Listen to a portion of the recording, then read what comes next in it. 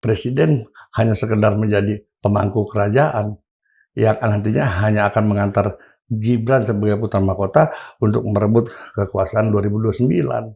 Nah, tidak menutup kemungkinan kemudian Teddy juga akan dijadikan wakil presiden. Teddy pun termasuk pihak yang selalu mencoba untuk membentengi Gibran agar tidak menjadi sasaran tembak. Teddy juga menggunakan buzzernya Gibran, YouTuber Nusantara, untuk meredam kritik-kritik publik. Teddy sudah menggunakan buzzer? Oh jelas, Teddy bisa menjadi bayang-bayang daripada kekuasaan presiden.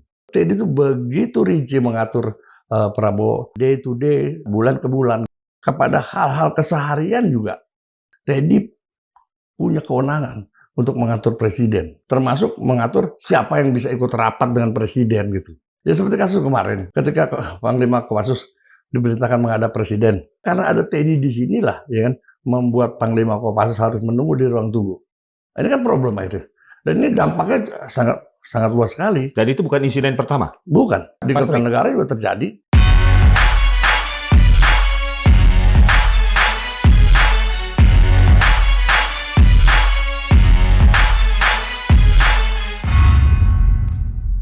Assalamualaikum warahmatullahi wabarakatuh. Sobat Madilog, alhamdulillah Margi Sarif hadir kembali menemani Anda. Dan di episode kali ini kami akan berbincang dengan seorang narasumber terkait gesekan antara Sekretaris Kabinet Letkol Teddy Indrawijaya dengan sejumlah petinggi TNI dan pihak lainnya yang mempengaruhi tata kelola dan juga hubungan antara Presiden Prabowo Subianto dengan para pembantunya.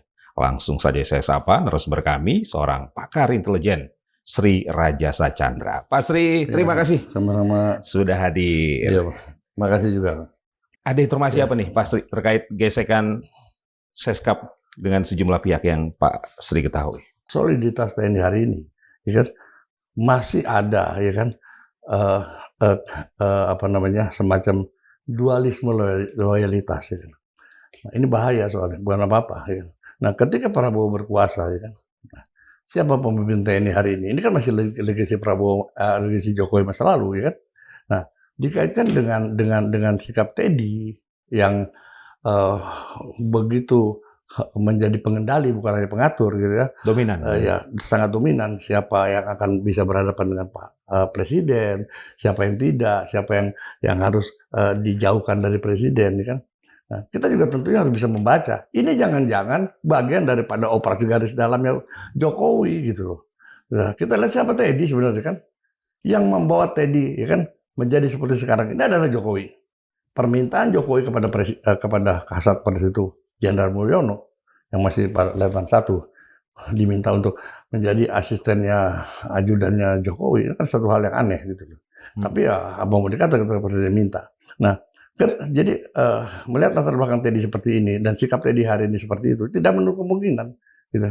Teddy juga bagian daripada operasi garis dalamnya geng Solo gitu loh. Dalam rangka apa? Ya, dalam rangka tadi membatasi justru kan, membatasi ruang gerak presiden gitu loh. Jadi presiden ini seperti ditaruh di Menara Gading. Padahal ya kan dalam rangka untuk membuat presiden merasa kesepian akhirnya. Kayak begitu. Prabowo menyadari itu, Pak Sri? Nah, sekarang tergantung kita lihat hari ini.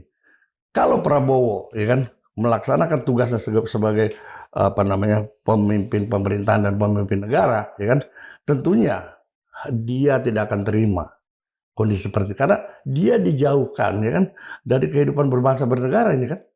Tapi ketika sekarang presiden berperan sebagai pemangku kerajaan dalam konteks monarki ya adalah semata-mata hanya untuk mengantarkan putra mahkota untuk menjadi raja nanti 2009 ya, tentunya dia bukan hal yang mengganjal buat presiden hari ini gitu.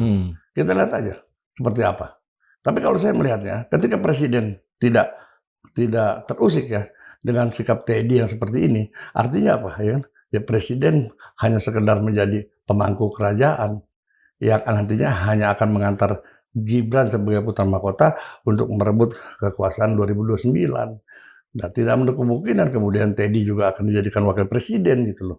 Nah, jadi ini skenario besar ya, yang presiden juga tidak terusik dengan sikap Teddy gitu. Karena dianggapnya bahwa apa yang dilakukan Teddy itu juga semata-mata untuk mengamankan presiden, juga mengamankan Gibran. Gitu. Walaupun akan terjadi gesekan gitu ya. Oke.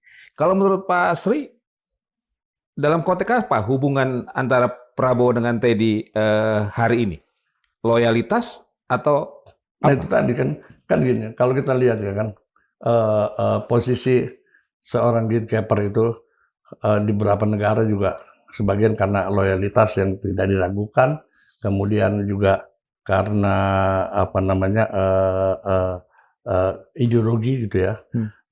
Tapi dalam kasus Teddy dengan Prabowo ini memang ada hal kedekatan yang saya juga belum bisa melihat seperti apa sih di latar belakangnya kedekatan ini. Karena Teddy itu begitu rinci mengatur Prabowo dari day to day, dari bulan ke bulan gitu ya. Ini semua berada di tangan Teddy. Nah ini perlu pendalaman gitu. Kedekatannya seperti apa sih? Kalau cuma sekedar pendekatan loyalitas, saya pikir enggak juga. Sudah seharusnya Teddy menaruh loyalitas yang besar kepada Jokowi dong. Karena dialah yang mengangkat Teddy awalnya. Gitu loh. Dan tapi kedekatan ideologi juga enggak. Atau mungkin ini karena pendekatan pragmatisme juga kita bisa lihat ya kan. Tidak, artinya gini, kalau pendekatan ideologi mungkin Teddy hanya mampu membatasi presiden kepada hal-hal yang sangat strategis. Tapi kan kepada hal-hal keseharian juga, ya kan, Teddy punya kewenangan untuk mengatur presiden, gitu loh. Termasuk mengatur rombongan yang ikut dalam rombongan presiden. Iya, itu dia. Termasuk mengatur siapa yang bisa ikut rapat dengan presiden, gitu. Dan kadang-kala juga banyak yang merasa tersisihkan, yang seharusnya dia bisa terlibat dalam misalnya rapat-rapat terbatas apa. Dan itu juga terjadi. Gitu. Pak Sri, apa dampaknya kehadiran Letkol Teddy yang Pak Sri nilai sebagai gatekeeper dan begitu dominan di sisi Presiden Prabowo terhadap tata kelola pemerintahan? Jadi eksistensi kingmaker dan gatekeeper yang amat dominan. Dan saya bilang tadi bahwa umumnya terjadi di negara-negara yang kehidupan politiknya tidak stabil dan peran institusi negara yang lemah. Ya. Kingmaker seringkali didorong oleh pragmatisme kepentingan, ya kan, tanpa loyalitas ideologi, sehingga hubungan dibangun atas dasar transaksi kepentingan kekuasaan. Nah, fenomena inilah yang berpotensi merusak demokrasi. Artinya apa? Ya kan, peran Teddy yang terlalu dominan, justru ini tidak sejalan dengan semangat reformasi demokrasi, gitu loh. Sehingga apa? Termasuk presiden juga, gitu loh, menjadi bagian, ya kan, yang tidak sejalan dengan semangat reformasi itu demokrasi kan. Jadi dalam dalam jangka panjang konfigurasi kekuasaan seperti ini menyimpan risiko laten. Ketika seorang kingmaker menjadi terlalu dominan, ia tidak sekedar menjadi penopang kekuasaan, melainkan berpotensi menjadi pusat kekuasaan alternatif. Jadi bisa jadi ada dua matahari di sana. Nah, kalau misalnya ya tadi saya katakan presiden hanya sekedar pemangku kerajaan, justru kalau kita lihat pola seperti ini, dia sedang menyiapkan Teddy untuk mendampingi Gibran. 2029. Iya. Gibran Teddy. Iya.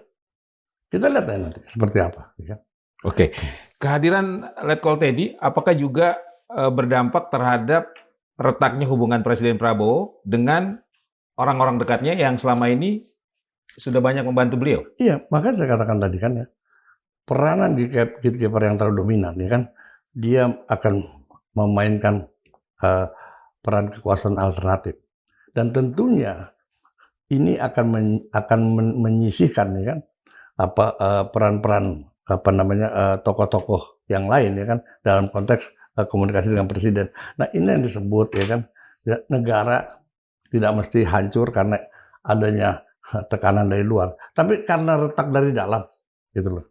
Jadi kekuasaan presiden ini saya khawatir ya, tidak sampai 2029, ya, karena keretakannya semakin hari semakin besar, dan dia runtuh karena pondasi dari dalam sudah hancur.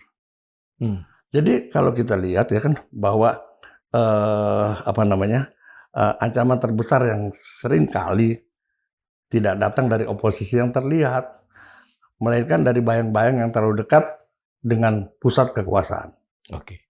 Apakah menurut Pak Sri kehadiran Letkol Teddy sudah mengarah kepada deep state?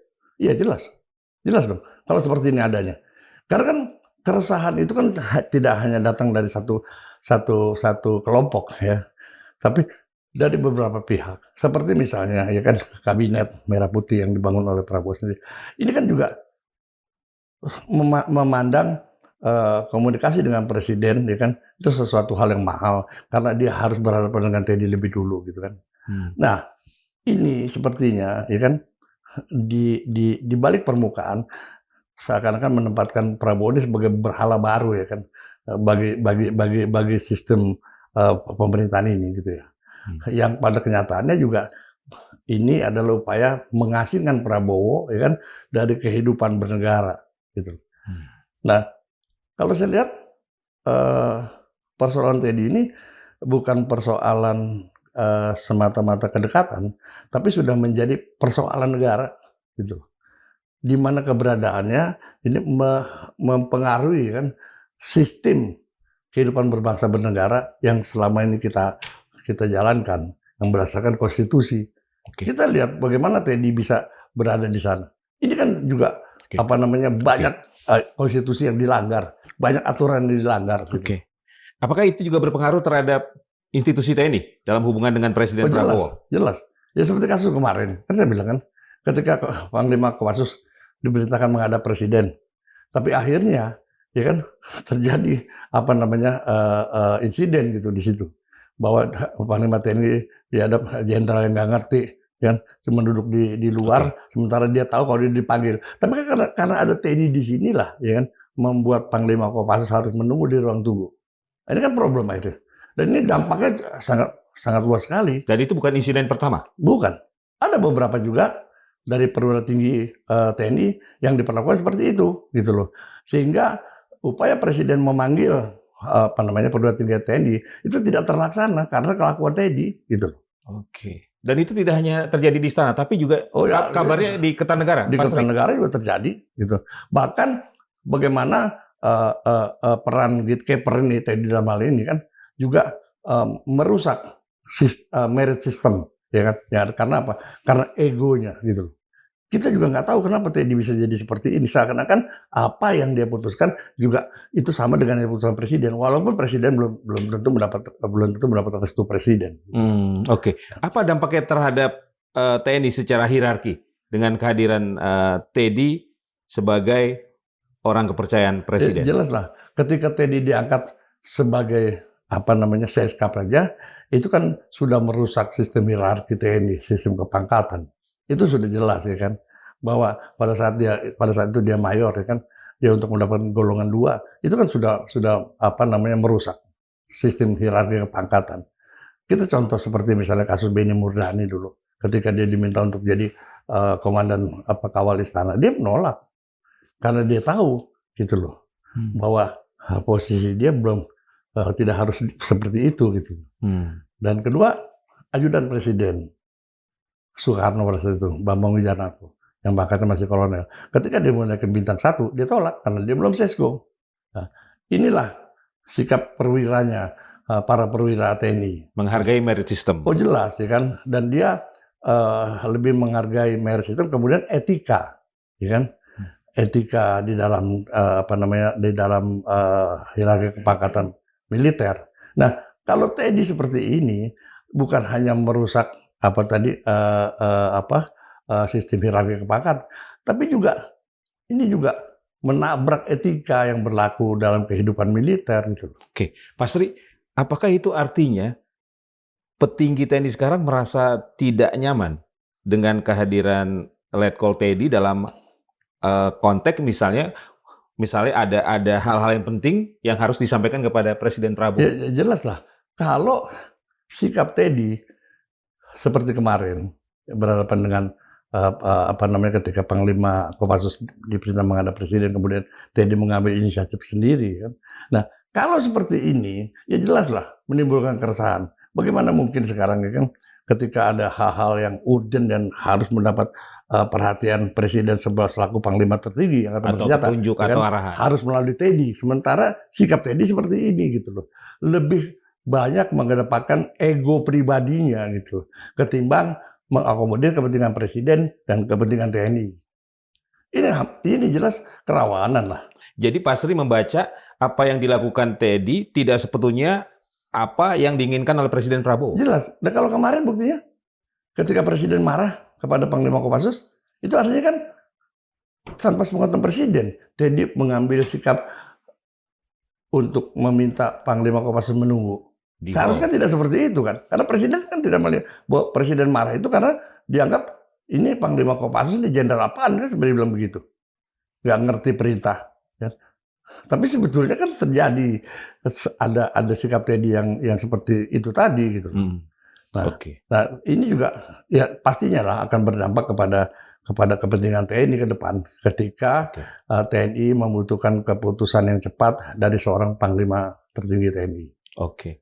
Apa dampaknya jika situasi itu tidak segera dibenahi, Pak Sri, Itu di jelas. institusi TNI? Ya, saya melihat bahwa apa namanya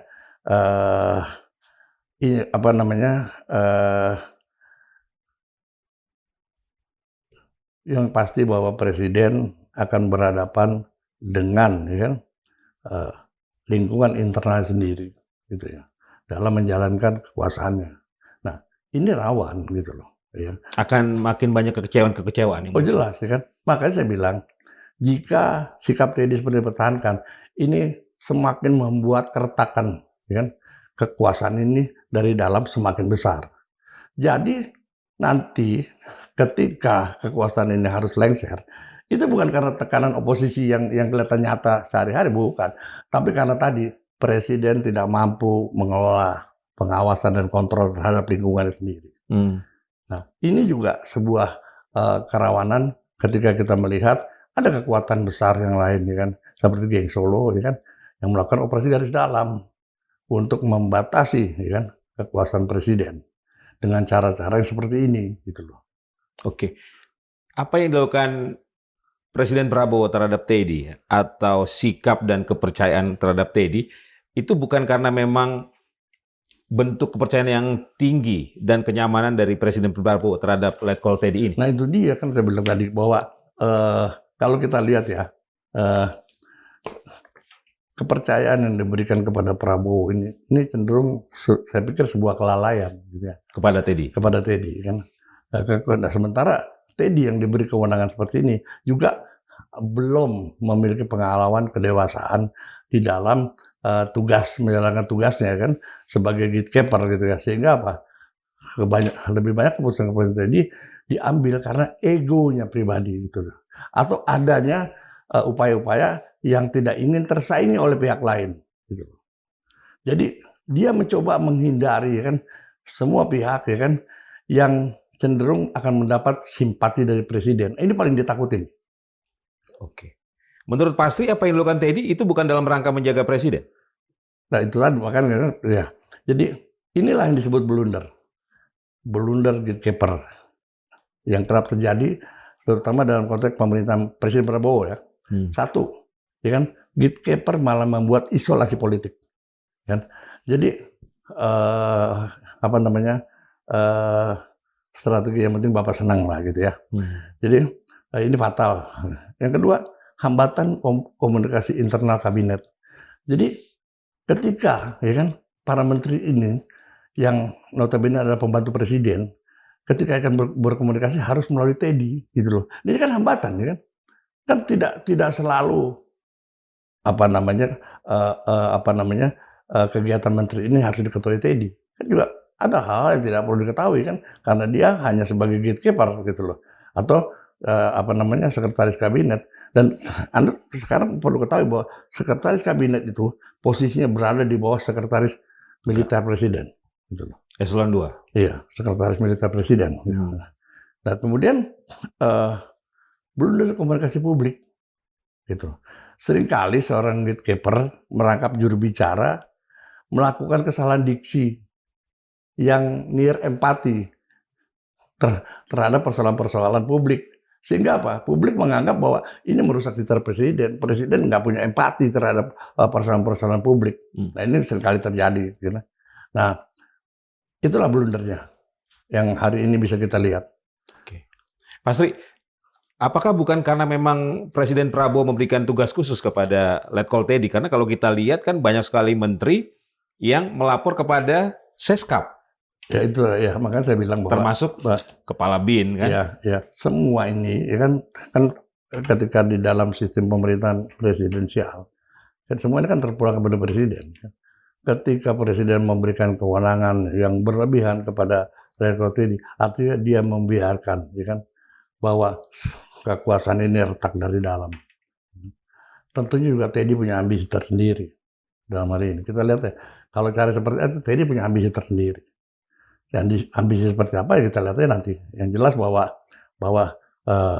Teddy telah menciptakan kecemburuan di antara di antara institusi negara yang lain, kan menciptakan ketidaknyamanan dengan terhadap pihak-pihak tertentu gitu. Nah, ini kan akhirnya kan berpulang kepada integritas presiden.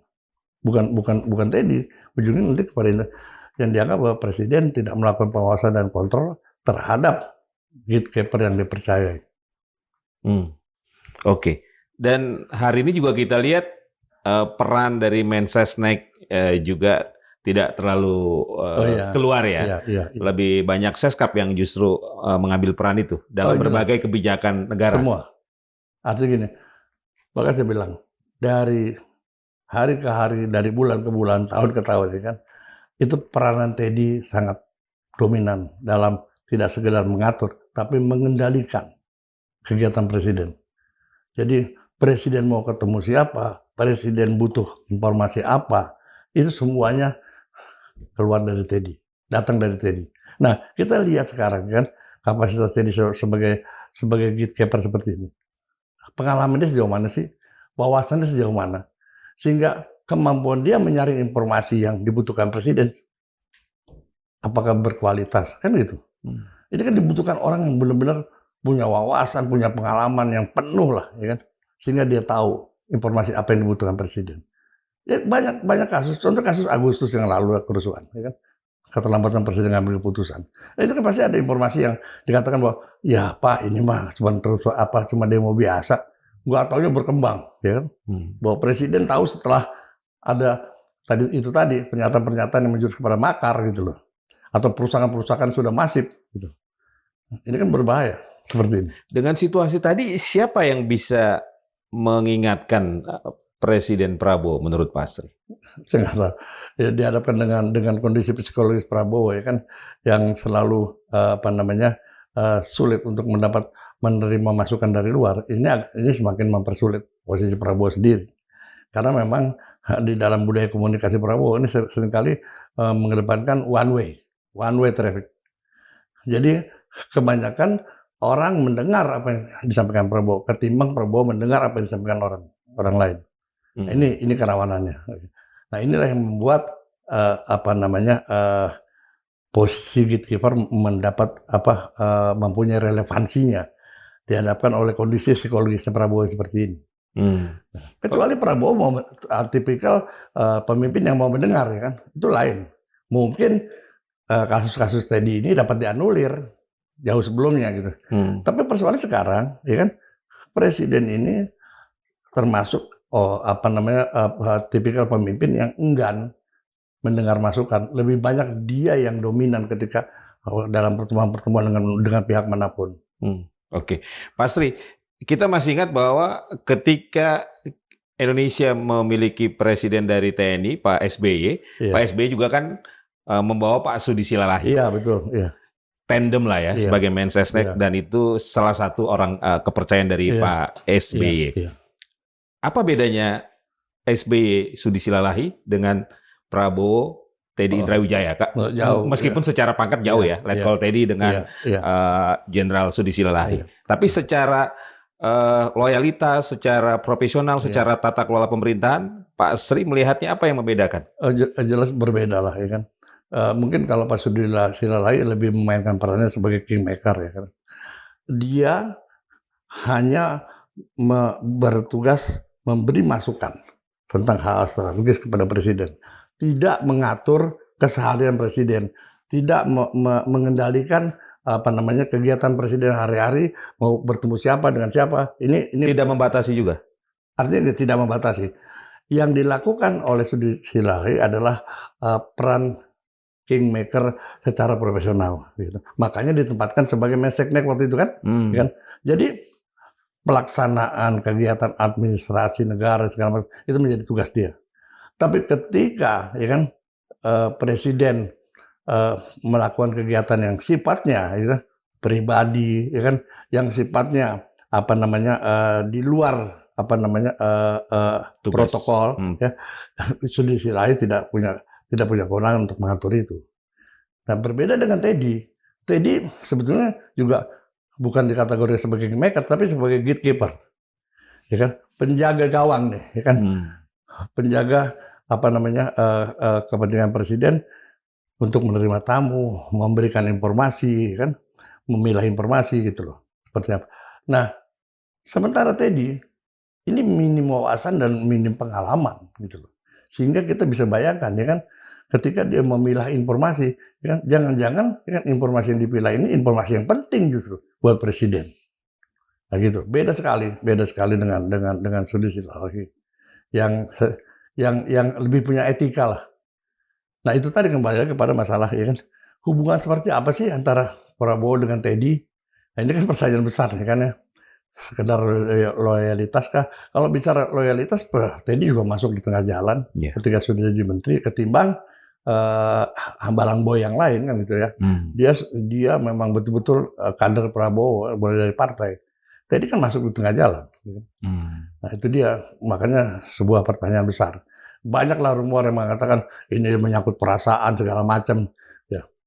Ya kita juga tidak bisa mengatakan begitu saja ya. Cuman ya kan, kalau kelihatan sekali bahwa kita lihat pada saat Teddy ulang tahun ya kan, begitu pedulinya presiden ya kan, memberikan di tengah malam memberikan kue ulang tahun kan, ya kan sesuatu buat publik tanda tanya besar. Hubungan seperti apakah yang dilakukan yang terjadi ya kan, antara Teddy dengan Prabowo kan gitu. Kan ini satu hal yang aneh. Kan kita tidak mengatakan bahwa terjadi hubungan perasaan, enggak. Tapi dalam konteks pemimpin negara banyak terjadi kok kasus-kasus seperti ini gitu loh. Oke.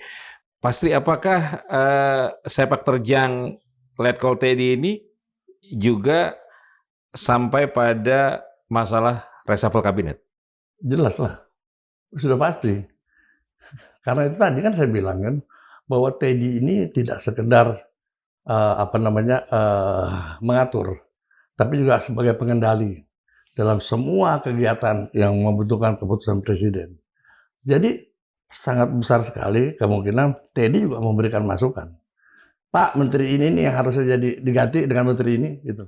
Dan itu cenderung lebih didengar Prabowo ketimbang ting-tingnya Prabowo yang mengatakan itu kepada Prabowo. Sehingga apa? Ketika ada reshuffle kabinet, ya Teddy pasti lebih tahu. Oke. Itulah mengapa banyak menteri yang sekarang merapat ke Seskap. Oh jelas, ya kan, semua sekarang ada semacam sebuah kebanggaan ketika dia harus dipanggil Teddy kan gitu ya.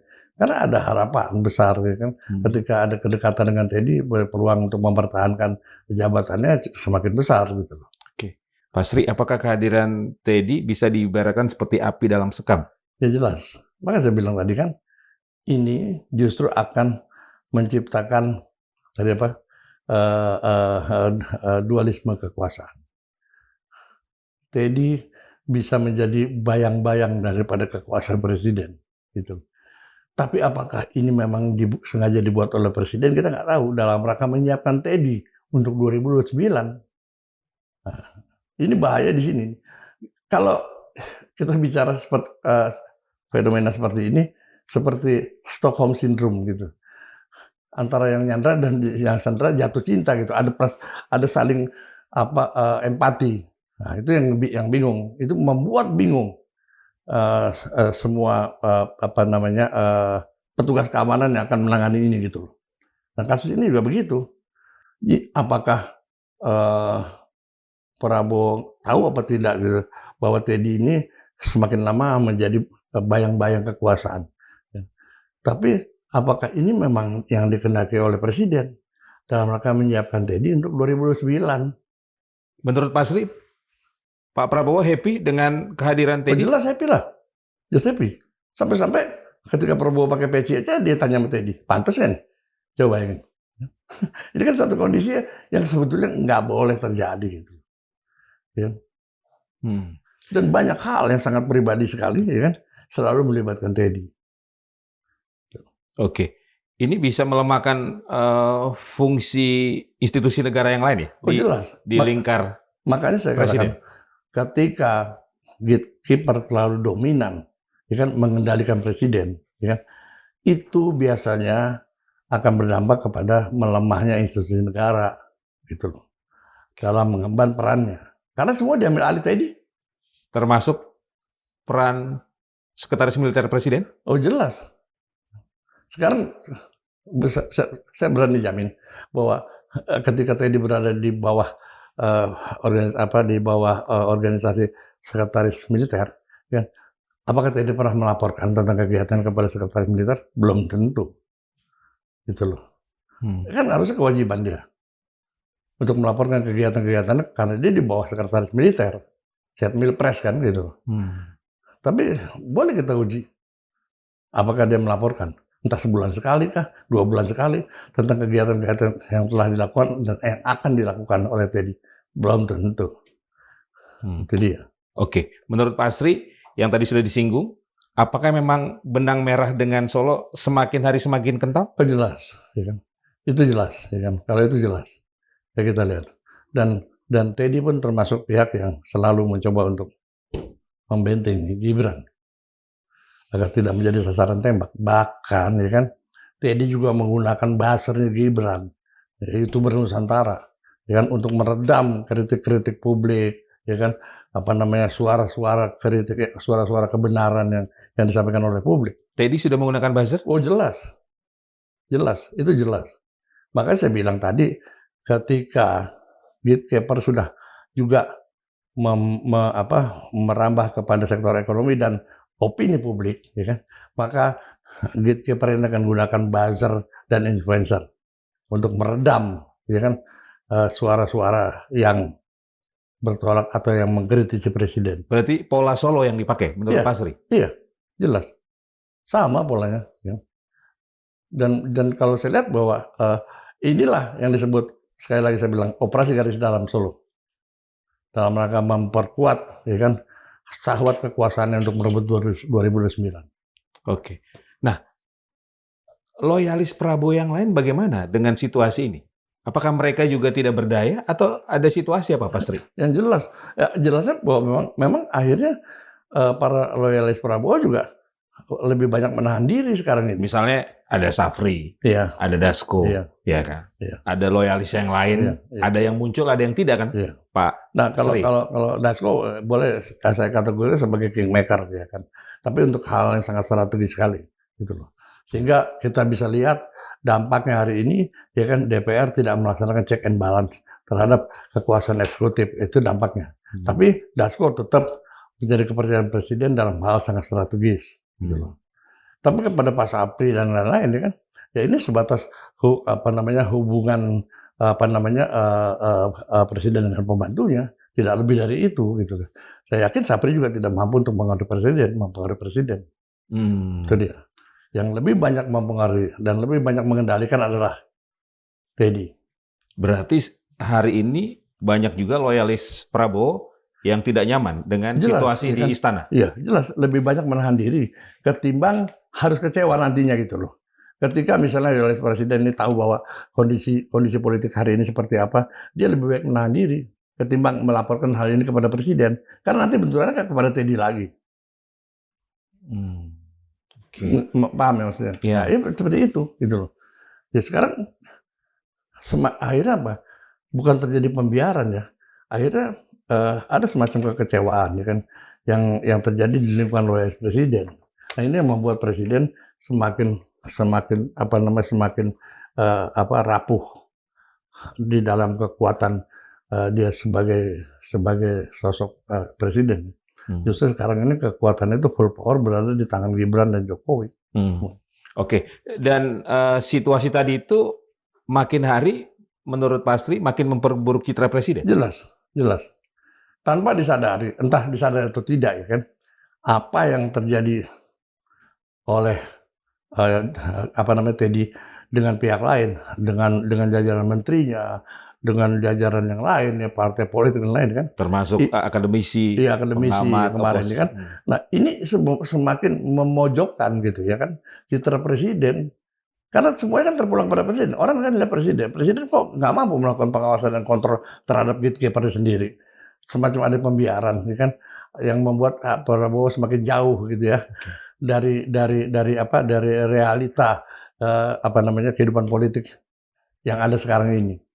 Ya seperti kemarin dengan para pengamat segala macam dikatakan bahwa inflasi pengamat ya. Itu kan sebuah pernyataan yang sangat kekanak-kanakan dan sebuah pembenaran ya untuk membela sesuatu yang nggak benar gitu loh. Ya kan dia nggak bilang bahwa terjadi inflasi korupsi lah gitu. Oke. Citra yang negatif tadi itu justru menurut Pak Astri menjadi keuntungan bagi Gibran. Jelas. Bahwa Prabowo tidak dibiarkan menjadi kekuatan real pada 2029 ya kan. Prabowo hanya bertugas menjadi pemangku ya kan kerajaan yang hanya mengantarkan. Maka dari itu sekarang ini kita lihat Gibran itu tidak pernah diberi peran yang dapat berdampak kepada citranya Gibran. Ya, diamankan terus ya. Sehingga Gibran tidak jadi sasaran tembak. Gitu. Justru Presiden Prabowo yang sekarang lebih banyak menjadi sasaran. Jelas, kenyataan kan begitu sekarang kan. Kalau kita bicara bahwa apa yang dilakukan Prabowo kemarin ada sebuah strategi gitu ya. Ini kan tentunya kan tidak akan sampai kepada persoalan akhir sasaran tembak kepada Prabowo, ya kan? Pasti akan dialihkan kepada Gibran. Tapi kenyataannya kan enggak. Dibiarkan dia pasang badan demi kepentingan sawat kekuasaannya Solo. Gitu. Ya, jadi kalau kita bicara harapan ke depan, ya tadi, ya kan, bahwa peta kekuatan seperti sekarang ini, ya artinya memberi kesempatan Gibran untuk meraih kekuasaan 2009. Dan bisa jadi akan didampingi oleh Teddy. Yang disiapkan hari ini. Gitu. Baik. Jadi Pak Astri, di tengah isu makar yang kemarin sempat berkembang, siapa yang potensial justru melakukan makar terhadap Presiden Prabowo? Ya, internal mereka sendiri sebetulnya. Ya kan? Ini kan yang dibilang tadi kudeta merayap. Gitu loh. Jadi makanya saya bilang ya kan, kekuasaan itu ya, apalagi kekuasaan presiden ini ya kan, tidak akan jatuh karena invasi dari luar. Tapi jatuh karena dia retak dari dalam. Kenapa retak? Tadi adanya kudeta merangkak yang dilakukan oleh kelompok dia sendiri. Jadi memang ada kesan Prabowo biarlah dia mati demi tuannya yang merebut kekuasaan 2009. Ini kan ngeri kalau kayak seperti ini ya. Oke, tapi lagi-lagi Pak Astri, masa sih Pak Prabowo tidak menyadari itu? Saya nggak bilang nggak menyadari, gitu. Tapi kenyataannya bahwa Pak Presiden satu frekuensi dengan geng Solo, itu dia. Dan happy? Nyatanya hari ini, ketika dia tidak happy, dia akan berani dong melakukan perubahan-perubahan fundamental, ya kan, yang dikatakan sebagai legasinya Jokowi, yang ternyata memang membuat presiden ini programnya jalan di tempat, kan itu. Tapi kalau misalkan presiden tidak melakukan apa-apa, ya kan, bahkan membiarkan tuntutan-tuntutan publik yang menyangkut legasi Jokowi, berarti dia happy dong. Ya. Yang penting Gibran tidak diutak-atik gitu. Situasi ini akan bertahan sampai berapa lama jika? Nah ini dia persoalan di sini ya kan.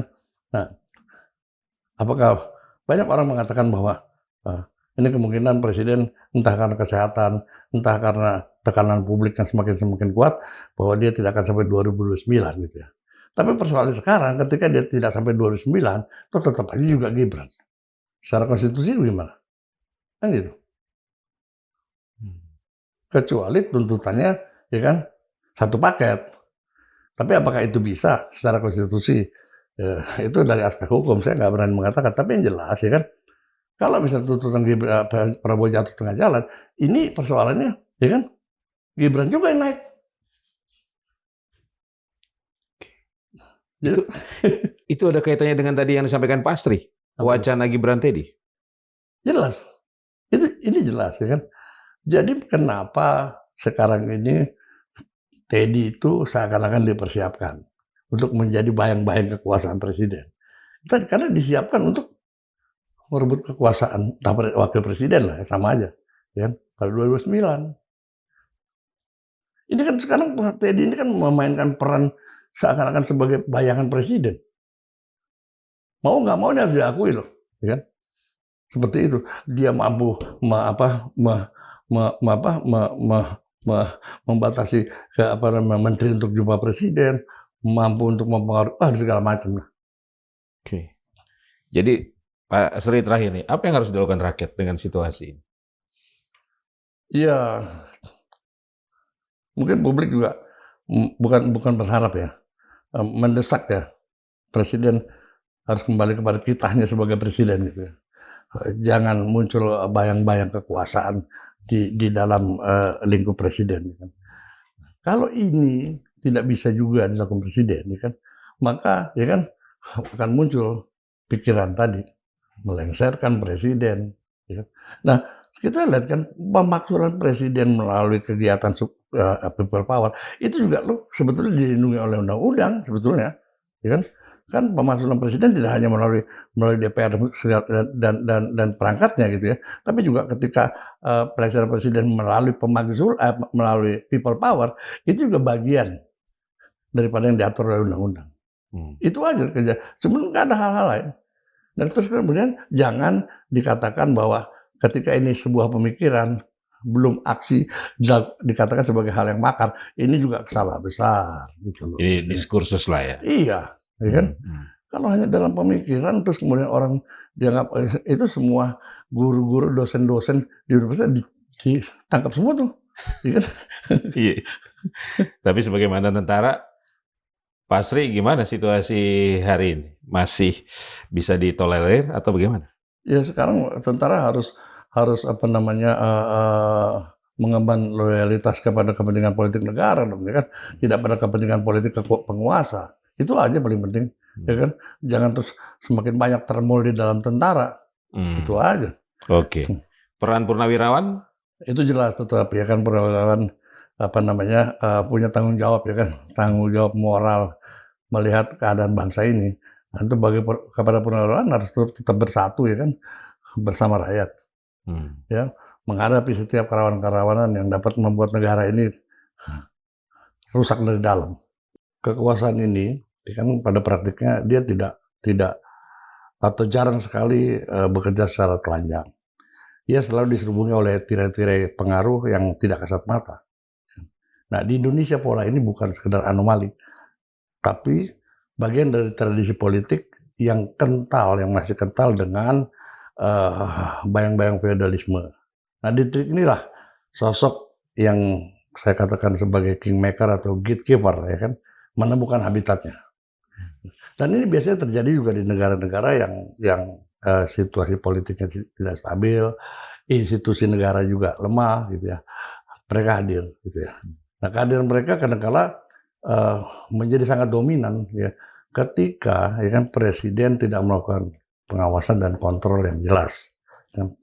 Jadi seperti tadi saya katakan bahwa budaya politik Indonesia yang tidak sepenuhnya beranjak dari bayang-bayang feodalisme dalam praktiknya relasi kekuasaan di sekitar presiden kerap menyerupai pola monarki modern, yakni akses yang terbatas untuk mendapat kesempatan untuk bertemu dengan presiden, komunikasi yang tersaring secara berlebihan, kemudian keputusan-keputusan dipengaruhi oleh lingkaran dalam yang tidak selalu terlihat oleh publik gitu loh. Nah, di ruang inilah sosok yang kerap disebut kingmaker atau gatekeeper ya kan menemukan relevansinya. Bahkan mereka melampaui ya kan kewenangan dari struktur resmi negara gitu ya. Kewenangannya melampaui gitu. Nah, disinilah kita lihat bagaimana komunikasi yang terjadi yang menurut presiden sendiri pada awal-awal berkuasa mengatakan perlu ada perbaikan. Banyak hal-hal yang terjadi diakibatkan oleh komunikasi yang kurang pas lah yang dilakukan oleh orang dalam ini. Yang disebut gatekeeper atau kingmaker ini kan. Dan kita sering juga melihat bahwa banyak pernyataan-pernyataan yang mewakili negara atau mewakili presiden seringkali seperti nir empati gitu loh. Tidak sejalan dengan kondisi yang dihadapi oleh rakyat. Ini kan membuat presiden semakin tereliminasi nih, ya, dalam kehidupan berbangsa bernegara. Ya. Nah, kondisi inilah yang sekarang sedang dialami oleh presiden dihadapkan dengan peran gatekeeper atau kingmaker yang ada di lingkaran istana gitu. Nah, ini beberapa waktu lalu kita lihat bahwa beredar sebuah peristiwa ya kan, di mana Teddy berhadapan dengan Panglima Kopassus gitu kan, yang disebabkan oleh keputusan Teddy untuk menunggu di ruang tunggu dalam rangka menghadap presiden. Tapi tiba-tiba presiden marah gitu loh ketika dia keluar. Ini kan berarti kan ada satu keputusan Teddy yang hanya didasarkan oleh intuisi Teddy, bukan perintah presiden gitu loh. Nah, ini kan berbahaya nih dengan hal seperti ini. Gitu loh. Itu salah satu contohnya. Saya pikir gambaran awalnya seperti itu. Oke. Ya. Ada peristiwa atau kejadian lain yang Pak Astri ketahui juga, atau informasi mengenai hal tersebut yang Pak Astri dapatkan juga? Ya, kalau saya melihat ya, ini satu fenomena yang sebetulnya perlu dikritisi gitu ya, oleh berbagai pihak ya, tentang beberapa peristiwa yang seharusnya tidak terjadi kan, di lingkungan presiden atau di lingkungan istana ya. Karena gini, ada beberapa informasi yang bisa saya terima bahwa bisa terjadi misalnya pergantian pejabat negara itu atas dasar suka atau tidak suka gatekeeper terhadap personil tersebut, atau kingmaker terhadap personil tersebut. Kemudian juga terjadi juga ya kan adanya kepentingan-kepentingan ekonomi, kepentingan-kepentingan informasi publik yang semata-mata didasarkan oleh perasaan gatekeeper aja nih atau kingmaker. Kita lihat kan bagaimana mereka merambah ke sektor strategis, terutama entitas bisnisnya pemerintah seperti BUMN ya kan. Itu banyak sekali campur tangan daripada kingmaker, sehingga dalam penempatan pejabat di BUMN ya kan itu tidak menggunakan merit system kan gitu. Terus kemudian di dalam membangun opini publik seringkali mereka menggunakan buzzer gitu ya. Sehingga apa yang terjadi ya kan? Yang terjadi adalah ya kan pengebirian suara-suara publik yang mengkritisi presiden. Nah ini satu kondisi yang tidak baik. Gitu. Ya, pasti publik kan perlu mendapat informasi yang lebih utuh ya begitu ya. Terkait informasi gesekan-gesekan tadi antara Seskap Teddy ini dengan sejumlah pihak yang menjadi pembantu presiden. Ini kan bisa menjadi persoalan juga dalam konteks hubungan tata kelola pemerintahan, Pak Sri. Ya, termasuk kabarnya juga ada gesekan dengan sejumlah petinggi TNI. Ya, jadi gini, kita lihat kan sebetulnya di dalam sistem presidensial seperti sekarang ini, idealnya kan presiden adalah sebagai pusat otoritas tunggal ya, dengan mekanisme check and balance yang jelas. Namun kehadiran kingmaker kan, akses terhadap presiden tidak pernah sepenuhnya terbuka. Selalu ada penjaga gerbang yang menyaring informasi, mengatur pertemuan, dan pada akhirnya ikut menentukan arah keputusan. Nah, ini dalam literatur intelijen politik, posisi kingmaker tidak sekedar pengatur nih, ya kan? Tetapi menjadi aktor pengendali, harus keluar masuk kekuasaan. Nah, ini yang begitu dia menjadi pengendali, kan? Ini bisa merusak kredibilitas presiden sebagai pemimpin pemerintahan dan pemimpin negara. Ini akan menurunkan kredibilitas itu. Gitu. Nah ini yang terjadi sekarang seperti itu, gitu loh. Bahwa gatekeeper atau kingmaker sudah tidak lagi sekedar mengatur arus keluar masuk informasi orang atau apapun juga, tapi juga sudah menjadi pengendali. Sangat menentukan sekali siapa yang boleh masuk, informasi apa yang bisa masuk. Sehingga apa? Dalam beberapa kasus kejadian, saya yakin bahwa Presiden ketinggalan informasi. Kasus kerusuhan 7 Agustus yang lalu, ya kan? Ini juga satu kondisi di mana Presiden, ya kan, terlambat mendapat informasi. Kemudian kita lihat kasus BGN. Ya. Ini juga saya yakin Presiden tidak mendapat informasi yang rinci tentang apa yang terjadi di dalam implementasi BGN ini. MBG ya kan, MBG ini. Nah ini satu kondisi sehingga Presiden selalu mengambil kebijakan-kebijakan yang tidak sejalan dengan kondisi real di lapangan. Bahkan hari ini ya kan banyak sekali tuntutan-tuntutan publik kepada Presiden ya kan yang seakan-akan dianggap angin lalu gitu. Ini juga bisa jadi ya kan Presiden tidak mendapat informasi yang utuh ya kan tentang satu kondisi seperti misalnya reformasi polisi ya kan, pergantian Kapolri, kasus penyiraman air keras ya kan terhadap pegiat HAM. Nah, semua ini nantinya menjadi akumulasi kan yang membuat ya kan kekuasaan ini retak dari dalam gitu loh.